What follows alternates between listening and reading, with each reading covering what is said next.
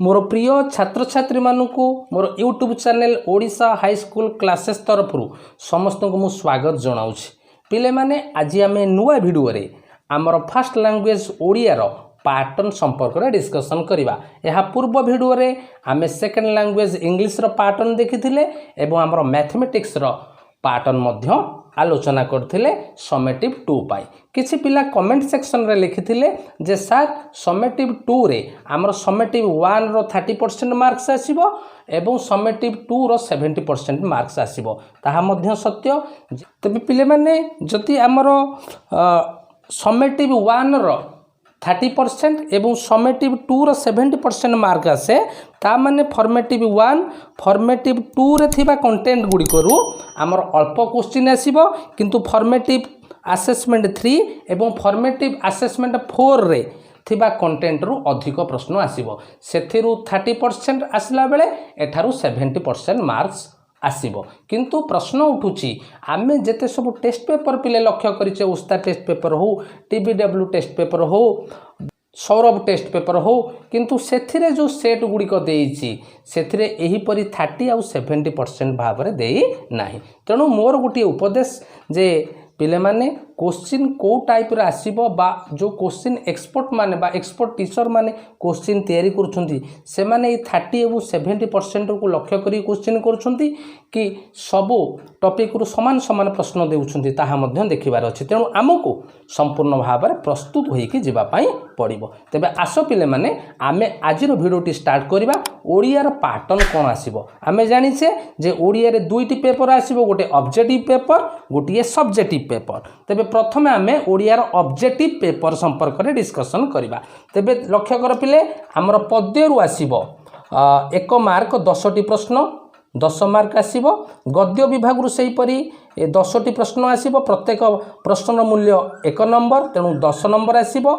एवं गल्प रु आसीबो 5टी प्रश्न 5 नंबर एवं एकांका रु आसीबो 5टी प्रश्न 5 नंबर एवं आमर ग्रामर अर्थात व्याकरण विभाग रु आसीबो 20टी प्रश्न। से दियो 10 10 20 ए 10 30 20 50। तेणु आमर ऑब्जेक्टिव रूपले 50 मार्कर प्रश्न आमे 1 घंटा मध्य दबाकू पड़िबो। पिले माने बुझेला। वर्तमान देखिबा ए ओडियार टॉपिक वाइज डिस्कशन करिबा। तबे पिले माने लक्ष्य करो आमर पद्य विभाग रे 5टी विषय रहिछि। गोटे हैला वंदे उत्कल जननी, राघवक लंका यात्रानुकूल, चिलिकार सायंतन दृश्य, मंगले अइला उषा एवं सर्वसहा माटी।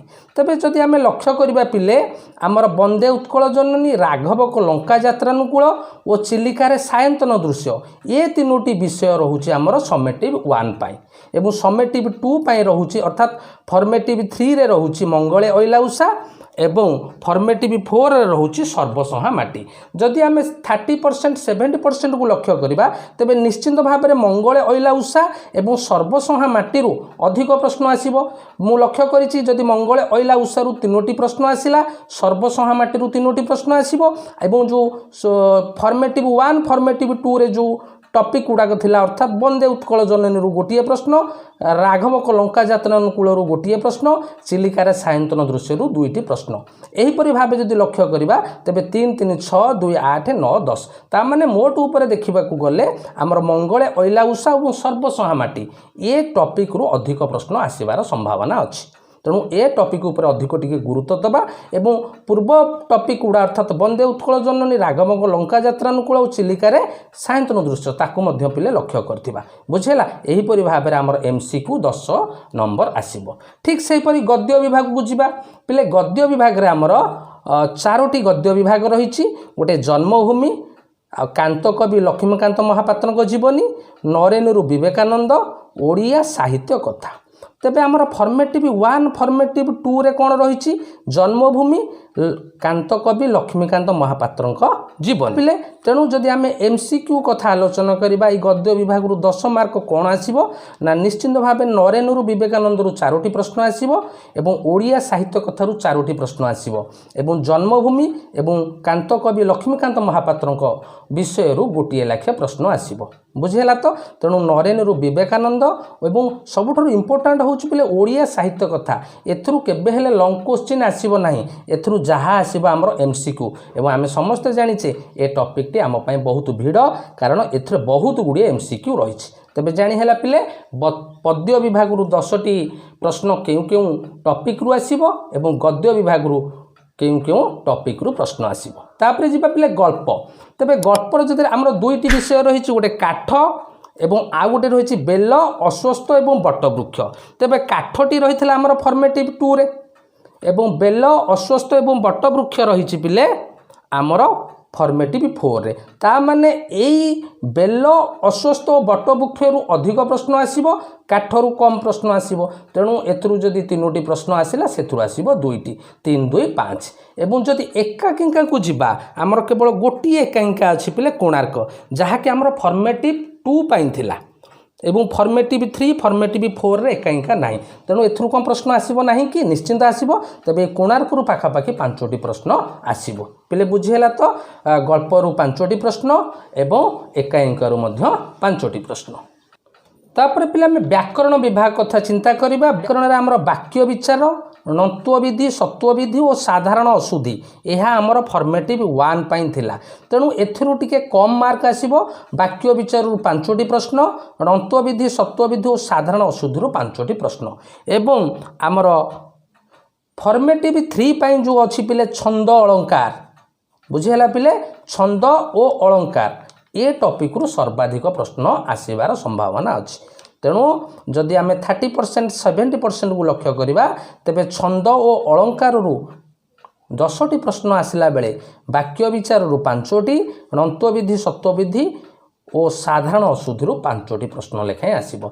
तेणु यहीपरि भाव में 5 5 10 10 20 नंबर आमर ग्रामर विभाग आसब यापर ओडियार पिले सब्जेक्टिव पेपर संपर्क में डिस्कसन करवा आम जाचे सब्जेक्टिव रे 30 मार्कर प्रश्न आसीबो एवं 3टी प्रश्न आसीबो बुझेला तो 30 मार्कर प्रश्न 1 घंटा मध्य आमको दबाकू पड़ो तेरे तार 1 नंबर क पिले पड़ो पद्य विभाग एक दीर्घ उत्तरमूलक प्रश्न जार उत्तर आमर 100टी शब्द मध्य रहिबो बुझेला जार मार्क रहुची 5 नंबर बुझेला एवं 1 नंबर ख रे आसीबो सेहीपरि गद्य विभाग 1टी दीर्घ उत्तरमूलक प्रश्न जहाँकि आम 100टी शब्द मध्य दबाकू पड़ो 5 नंबर ता माने पद्य विभाग गोटे लंग टाइप गद्य विभाग गोटे लंग टाइप 5 5 10 नंबर बुझीला पिले तेबे 2 नंबर भारी इंटरेस्टिंग अच्छी पिले 2 नंबर रे तुमको 3टी ऑप्शन रहुची तमे कोटा को चूज करिवो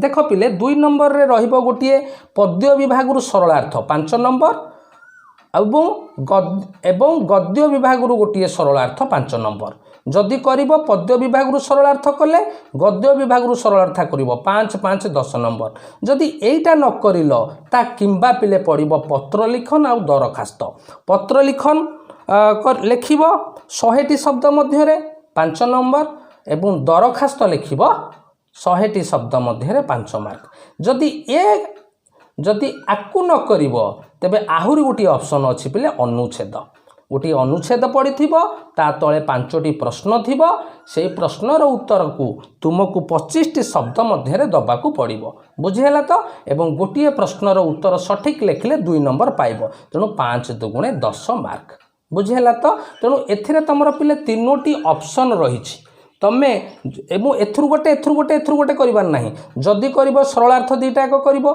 ना जदि ताकू न करिवो पत्र लिखन एवं दरखास्त दुईटा एक करिया को पड़िवो ताकू जदि न करिवो तेबे तुमको अनुच्छेद र प्रश्नर उत्तर दबाकू पड़िवो बुझिहेला तो तेणु 2 नंबर रे 3टी ऑप्शन अछि तमे चूज करिवो एवं यार 3 नंबर रहिला पिले प्रबंध बा रचना जहाकू तुम्हें माने 250टी शब्द मध्य लिखा पड़ो एवं यार मार्क रोचे 10 नंबर बुझीपाल तेबे 1 नंबर रे रहिला लंग टाइप पद्य गद्य 5 5 10 2 नंबर रे तुम जहाँ को चूज कर 5 5 10 20 एवं 3 नंबर रहिला आमर रचना बा प्रबंध एवं प्रबंध और रे पिले किछि आसीबो नाही इंग्लिश रे प्रबंध और रे थिला किंतु ओडिया रे प्रबंध और रे 3टी तमर प्रबंध पड़िबो तुमको गोटा को चूज करिया को पड़िबो एवं 200टी शब्द मध्य रे तुमको उत्तर लिखिया को पड़िबो 200 किबा 250टी शब्द मध्य रे तमर उत्तर लिखिया को पड़िबो एहीपरि भाव रे तमे टोटल सब्जेक्टिव पेपर रे 30 नंबर रो प्रश्न